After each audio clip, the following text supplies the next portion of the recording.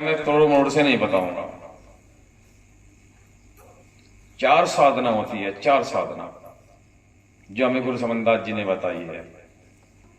गुरु समनदास जी ने जो हमें बताई वो 4 साधना होती है। वो हर एक गुरुमुख के लिए है, हर एक सन्यासी के लिए भी है वो साधना। हमारे गुरु महाराज ने जो भी उपदेश किया वो सबके सामने एक मंच पर सबको किया। ऐसा नहीं है कि सन्यासों को कुछ और बताया और साध संगत को कुछ और बताया। जो उन्होंने बताया वो सबको एक बताया। वो फिर अपने रहणी हो जाती हैं। ये भी भ्रम छोड़ देना। आप लोगों को साधु को तो पता नहीं क्या बताया होगा, ये भी भ्रम निकाल देना आज अपने दिमाग से। गुरु के यहां फर्क नहीं होता, वहां एक समान है। जो मेहनत करेगा वो उसे प्राप्त करेगा। वो साधु सन्यासी हो, कोई गृहस्थी हो, चाहे कोई ब्रह्मचारी हो, वहां ये भेद नहीं है।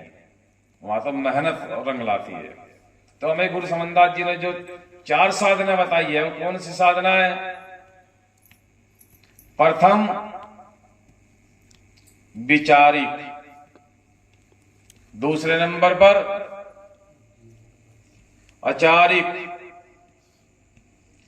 तीसरे नंबर पर साधिक और चौथे नंबर पर ब्रह्मचारिक। ये 4 साधना है। साधिक, अचारिक, ब्रह्मचारिक, ये 4 साधना है गुरु प्रेमियों।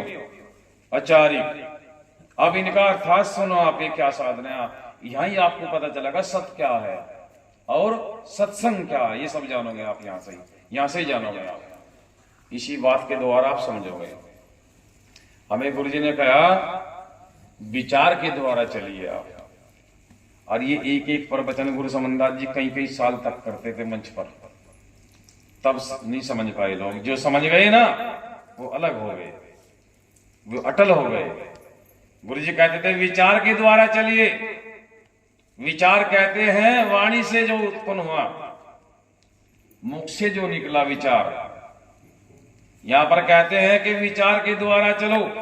कहीं ऐसा ना हो तुम्हारी वाणी से कोई घाव हो जाए, किसी को चोट लगे, कोई पीड़ित हो। यहां बताओ वाणी का सुर संवार लो, हो गया भजन। आदत बुरी संवार लो, हो गया भजन। तो प्रथम क्या उनको वाणी का सुर संवारो अपनी आप। ऐसी वाणी बोलिए जो मन का आपा खोए, औरन को शीतल करे, आपन शीतल होए। नुको ऐसी वाणी बोलो जो दूसरा भी शीतल हो और स्वयं भी शीतल हो जाए। तो प्रथम वाणी पे नियंत्रण रखना है, अपनी वाणी के सुर को संवारना है। दूसरे नंबर पर विचारिक और फिर बताया अचारिक। दूसरे नंबर पर अचारिक का अर्थ है अपना खान पीन। हमारा खान पीन ऐसा हो जो शुद्ध शाकाहारी हो। जहां गुरु समनदास जी ने बहुत बल दिया इस बात पर, बहुत बल दिया। गुरु महाराज जी कहते थे मांस, शराब, नशीले पदार्थ, अंडा, इनका सेवन नहीं करना है। सबसे प्रथम तो गुरु जी का यही उपदेश था ना कि गंदे खाने पीने का त्याग कर देना है। इसको कहते हैं अचारिक। कैसा भोजन? जिस भोजन को खाने मात्र तुम्हारे अंदर का विवेक जागता हो, तुम्हारा विवेक प्रकाश में आता हो, जिस भोजन को खाकर तुम्हारा चरित्र महान होता हो, ऐसा भोजन खाइए जिस भोजन को खाकर तुम्हारा आचरण अच्छा होता हो। आपने सुनी होगी वो कहावत, जैसा खाए अन्न, जोर से बोलो, जैसा खाए अन्न ऐसा हो जाए मन। और गुरु जी कहते हैं कि मन को शुद्ध करो, मन चंगा तो कटौती में गंगा। तो मन को सुधारने के लिए क्या भोजन खाएंगे हम? शुद्ध शाकाहारी। अगर तामसिक भोजन है, मांसाहारी भोजन है, तो आपका चरित्र पतन हो जाएगा, आपके संस्कार भंग हो जाएंगे, आपकी सभ्यता, आपके संस्कार, आपका चरित्र नष्ट हो जाएगा। जैसे आग भोजन मांसाहार का करोगे, नशीले पदार्थों का करोगे तो चरित्र भी खराब होने वाला है, संस्कार भी खत्म हो जाने वाले हैं। ये सब नाश कहीं से होता है? खाने से। तो अपना आचार शुद्ध रखिए। दो बात हो गई ना, खान पीन शुद्ध हुआ और वाणी शुद्ध हुई। तीसरे नंबर पर साधिक, साधना के द्वारा चलिए आप, बिना साधन मत चलिएगा। अगर तुम्हारे पास साधन इतना है कि मैं 2-4 व्यक्ति को घर पे भोजन करा सकता हूं, या इतना साधन है मैं किसी अपने पड़ोस की रिश्तेदार की मदद कर सकता हूं, तो कीजिए। ऐसा साधन करिए आप जो आप अपने पथ से न भटके, अपने रास्ते से न बैठ जाए, साधन संपन्न हो जाइए। आपने सुना होगा समर्थ को दोष भी नहीं लगता। जो समर्थ होते हैं, सक्षम होते हैं, उनके सामने कोई जबान भी नहीं लड़ाता। समर्थ को ना दोष घुसाई, सुनी होगी आपने कहावत। समर्थ को दोष नहीं होता, इसलिए अपनी साधना को मजबूत करो। ऐसी साधना करो अपनी जो तुम्हारा पथ तुमसे ना छूटे, तुम्हारा मार्ग ना छूटे। तीसरे नंबर पर ब्रह्मचारी। ब्रह्मचारी का अर्थ भी जान लो आप। गुरु महाराज तो बड़ी खोलकर बात कहते थे, उनकी वाणी से तो फूल जड़ा करते थे। उनके पास बैठकर उनकी बातें सुनते हुए मन नहीं करता था कि उठ के जाए। उनकी संगति रहती थी कि यहीं बैठे रहे। किसको लगता था ऐसा जो उनको भाग गया, यानी वो उससे पढ़कर भी जाकर सो जाते थे। गुरु महाराज जी कहते हैं ब्रह्मचारी वो है जो अपने समय अनुकूल अपने कार्य को करता है। आप जानते हो जानवर है, पक्षी पक्षु है, वे अपने कार्य को अपने समय पर करते हैं, अपने कर्म को अपने समय पर भोगते हैं। लेकिन मानव बिना टाइम के, बिना वक्त के अपने कार्य पर लग जाता है। इसलिए गुरु प्रेमियों, यहां भी बताया है एक वाणी के अंदर, जागत रहना मेरा भाई रे, जागत रहना मेरा भाई रे।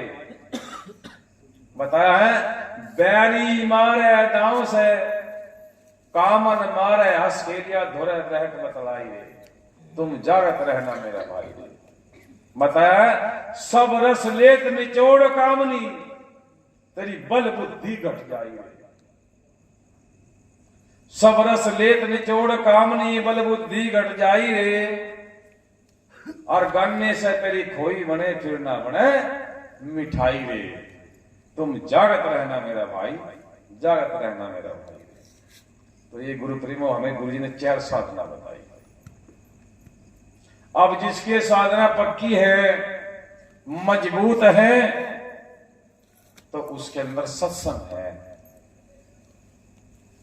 उसकी अगर आप संगत भी करोगे ना तो महानता मिलेगी, शीतलता मिलेगी, सहजता मिलेगी। यहां गुरु रविदास जी कहते हैं कि उसको जानिए पूरा साध जिसके पास में 4 साधन हैं,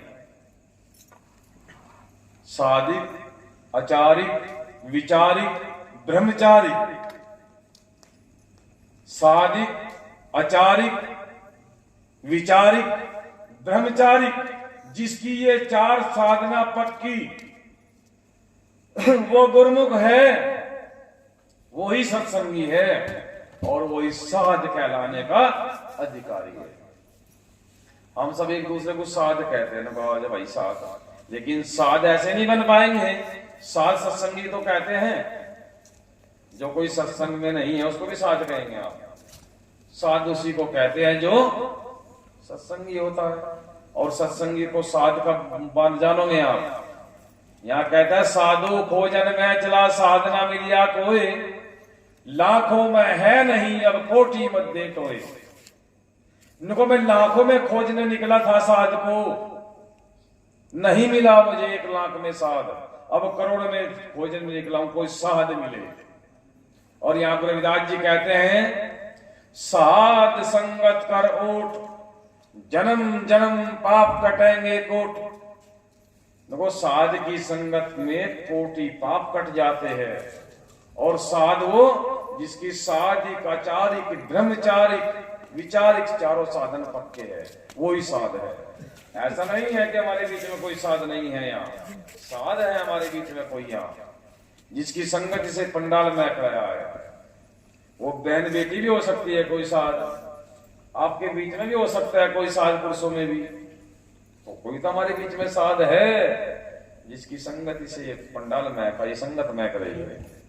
तो इसलिए गुरु प्रेमियों, जिसकी साधन पक्की हुई वो गुरुमुखी कहलाया, वो ही सत्संगी कहलाया। ये तो विचार था आप लोगों को सत्संग क्या है।